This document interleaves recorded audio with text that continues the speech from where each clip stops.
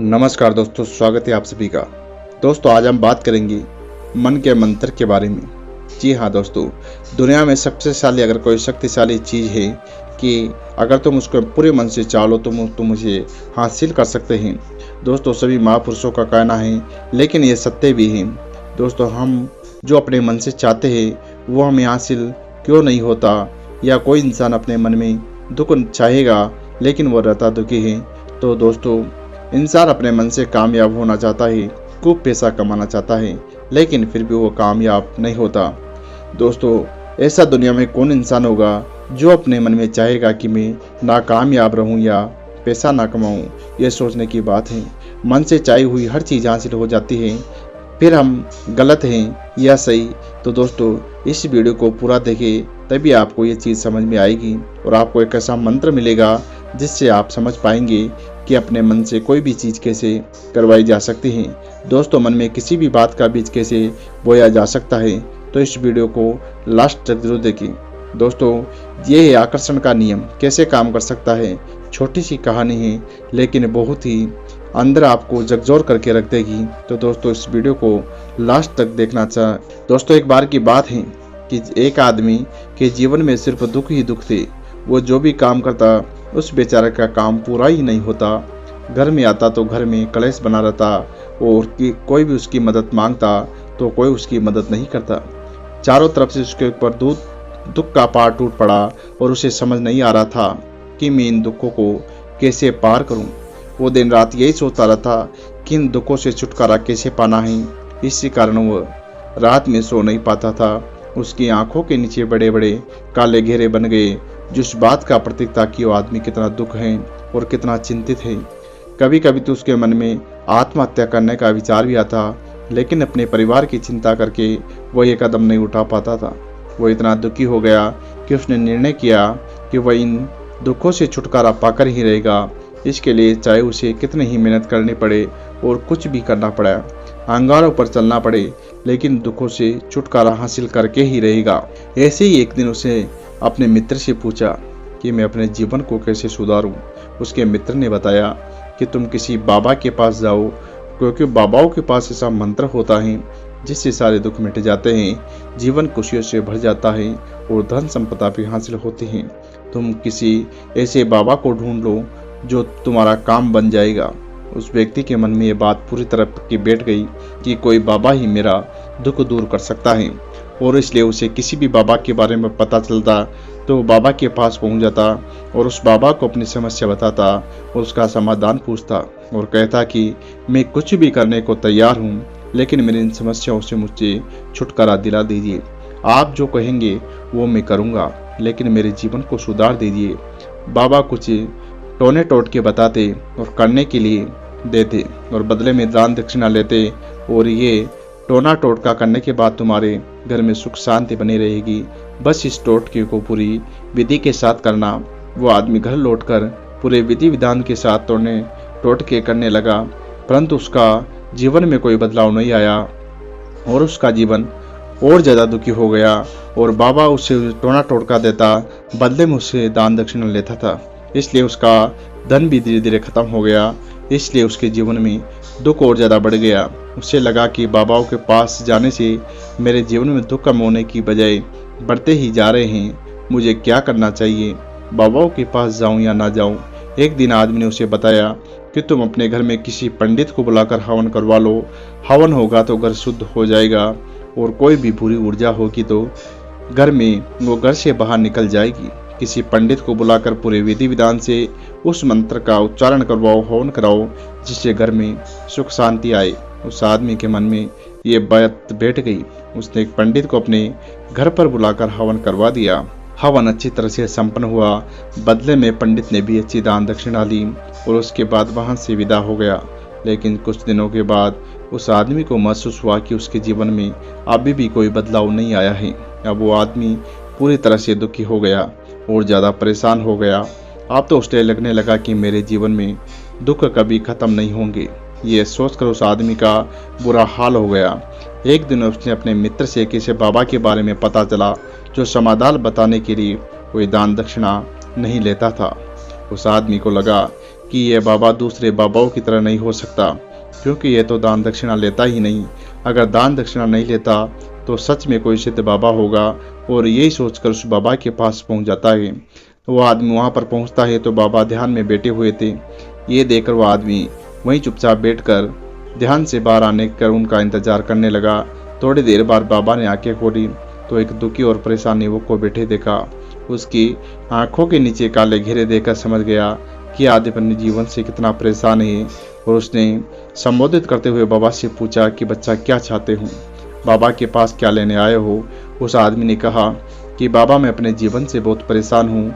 मैंने इन दुखों को दूर करने के लिए बहुत सारे रास्ते अपनाए, लेकिन हर वो तरकीब करके देखी जो किसी बाबा ने मुझे बताई, और वो काम किया जो किसी इंसान ने मुझे करने को कहा, लेकिन मेरे जीवन में दुखों के अलावा कुछ नहीं आया।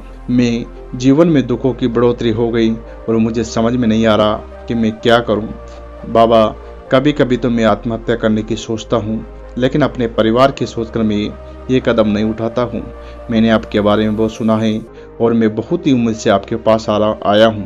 कृपया करके मुझे कुछ ऐसा मार्ग बताइए जिसे मैं अपने दुखों से छुटकारा मिल जाए, और अपने दुखों से छुटकारा पाने के लिए मैं कुछ भी करने को तैयार हूँ। आप मुझे कोई भी रास्ता बताए, चाहे वो कितना ही कठिन क्यों ना हो, मैं उसको पार करके रहूँगा। बाबा ने महसूस किया कि आदमी सच में बहुत परेशान है, और उसकी बात सुनकर कहा कि बच्चा दुखों को दूर करने के लिए ऐसे मंत्र नहीं मिलते। मंत्र पाने के लिए तुम कुछ करना पड़ेगा, तुम कुछ कर सकते हो। यह सुनकर उस आदमी ने सोचा कि ये बाबा मुझे दान दक्षिणा मांगेंगे, और कोई रास्ता ना पाकर उस आदमी ने कहा कि आपको जितना भी दान दक्षिणा चाहिए मैं देने के लिए तैयार हूँ, लेकिन आपका मंत्र सच्चा होना चाहिए और वो पूरा होना चाहिए, उसका फल मुझे मिलना चाहिए। उसके बाद मैं आपको दान दक्षिणा देना चाहूँगा। मैं आपको बता दूँ बाबा, दान दक्षिणा तो बहुत छोटी चीज़ है, मुझे वो ना चाहिए। वह आदमी सोच विचार करके बोला, बाबा मैं अंगारों पर चलने को भी तैयार हूँ, आप मुझे बस आज्ञा दीजिए। बाबा ने अंगारों पर चलने वाली छोटी चीज़ मैं तुमसे नहीं कराने वाला, मैं तुमसे जो कराने वाला हूँ वो बहुत कठिन मंत्र है, उसे पूरा कर पाओगे। उसने कहा बाबा आप मुझे बताइए मुझे क्या करना होगा, मैं कुछ भी करने के लिए तैयार हूँ। इस पर बाबा ने उससे कहा यहाँ से तुम अपने घर जाओ और रास्ते में ये मंत्र दोहराते जाना कि मैं सुखी हूँ, मैं सुखी हूँ। बार बार अपने मन में ये दोहराना, और याद रहे जुबान पर यह नहीं आना चाहिए, सिर्फ मन में दोहराना है। ये सुनकर वो आदमी बोला बाबा इतनी छोटी सी बात, ये तो मैं चुटकी बजाते हुए कर लूँगा, लेकिन इससे क्या होगा। बाबा बोले इस मंत्र को करके तो देखो, वैसे भी तुमने इतने बाबाओं के मंत्र किए हैं, इस मंत्र को करके देख लो। आदमी ने सोचा कि बाबा कुछ दान दक्षिणा ले तो नहीं रहे, और छोटा सा मंत्र है, इससे तो मैं कर ही लूँगा। वो बोला ठीक है बाबा, मैं मंत्र जरूर करूँगा। वह आदमी एक ककर वहाँ से चलने लगा, लेकिन जैसे ही वो चलने लगा पीछे से बाबा ने बोला कि बच्चा एक बात याद रखना, जब ये मंत्र अपने मन में दोहराना तो तुम्हारे मन में बंदर के विचार नहीं आने चाहिए, बंदर का ख्याल भी नहीं आना चाहिए, तो ये मंत्र सिद्ध होगा। आदमी बोला आज तक मंत्र का कोई विचार नहीं आया तो अब क्यों आएगा। आप चिंता मत कीजिए, मैं अपने मन में ये दोहराऊंगा और मैं सुखी हूँ के अलावा बंदर का कोई भी विचार मेरे मन में नहीं आएगा। ये कर आदमी वहाँ से चल देता है। वह अपने मन में मैं सुखी हूँ, मैं सुख हूँ ये दोहराता हुआ थोड़ी ही दूर चलता है कि मन में अचानक बंदर का ख्याल आ जाता है। और बंदर का ख्याल एक बार आया और चला भी गया, लेकिन उस आदमी ने सोचा कि आज तक तो मुझे बंदर का कोई विचार नहीं आया, या आज बंदर का विचार क्यों आने लग गया। ऐसे करके उसने बंदर के विचार को पकड़ लिया और भूल गया कि मुझे क्या मंत्र दोहराना है। वो बंदर के बारे में सोचने लगा कि थोड़ी देर में फिर उसे होश आया और अपना मंत्र दोहराने लगा। बाबा ने उसे बताया कि मैं दुखी सुखी दुखी हूँ, लेकिन अचानक से उसे बंदर दिखाई दिया और ये देखकर फिर के उसके मंदिर में बंदर का विचार उठ गया। और ये देखकर कि ये विचार को बाहर फेंकना चाहता था, वह चाहता था कि मेरे अंदर किसी तरह बंदर का विचार ना आए, लेकिन उसे सामने बंदर ही दिखाई दिया। और दोस्तों ऐसे करते करते वो घर पहुंचा, और घर पहुंचने के बाद अपनी पत्नी को कहा कि हे बंदरिया मुझे खाने में बंदर परोस दो। जब उसे एहसास हुआ कि क्या बोल दिया तो वो अपने बाल नोचने लगा और दीवारों में सर मारने लगा कि आज तक मुझे बंदर का कोई विचार नहीं आया, आज मुझे क्या हो गया, मुझे हर जगह बंदर ही बंदर नजर आ रहे हैं, ये कैसी माया है। यही सोच सोच कर वह आदमी रात भर सो नहीं पाया और रात भर करवटें बदलता रहा और सुबह उठकर सीधे उसी बाबा के पास पहुंच गया और उसके चरणों में गिरकर कहा कि बाबा, पता नहीं ये क्या चमत्कार हो रहा है। आज तक मुझे बंदर का कोई विचार नहीं आया, लेकिन जब से आपने मुझे कहा कि बंदर का विचार नहीं आना चाहिए, तब से मुझे हर जगह बंदर ही बंदर नजर आ रहे हैं। उस आदमी ने कहा कि बाबा, मुझे तो आपके पीछे पेड़ पर बैठा बंदर केले खाते हुए दिखाई दे रहा है। ये क्या हो रहा है बाबा? ये सुनकर बाबा हंसने लगे कि बच्चा, मन का जाल ऐसा जाल है जिसे समझ पाना इतना आसान नहीं है। बंदर तो तुम्हारे रास्ते में पहले भी आते थे जब तुम मेरे पास आए थे। इन्हीं पेड़ों पर ये बंदर घूम रहे थे, लेकिन तुम्हारे मन में यह बंदर नहीं था। जब तुम्हारा ध्यान सिर्फ दुख थे। इसके बाद बाबा ने उसे बताया कि जिस चीज़ से हम दुख भागना चाहते हैं वही चीज़ हमारे दिमाग में प्रवेश कर लेती है और हमारे अंतर्मन में समा जाते हैं। असल में हम जिस चीज़ से छुटकारा पाना चाहते हैं वही चीज़ हमारे साथ बहुत ही गहरे रिश्ते से जुड़ जाती हैं और हम उसी चीज़ को धीरे धीरे अपने मन में बहुत ज़्यादा बैठती चली जाती है और हमारे अंतर्मन में छा जाती है। हम ऊपर तो चाहते हैं सुखी होना, मैं सुखी हूँ, मैं सुखी हूँ, और हमारे होठ भी यही बोलते हैं, लेकिन मन में दुख समाये होते हैं और हमारे विचारों में मन में दुख ही दुख दिखाई देता है। इसलिए अपनी जुबान से बार बार ये बोलने से कि मैं सुखी हूँ, मैं सुखी हूँ, ये हम सुखी नहीं रहेंगे जब तक हमारे मंत्र में ये प्रविष्ट नहीं होगा। इस पर आदमी ने पूछा कि बाबा, ये मंत्र हमारे अंतर्मन में प्रविष्ट कैसे होगा?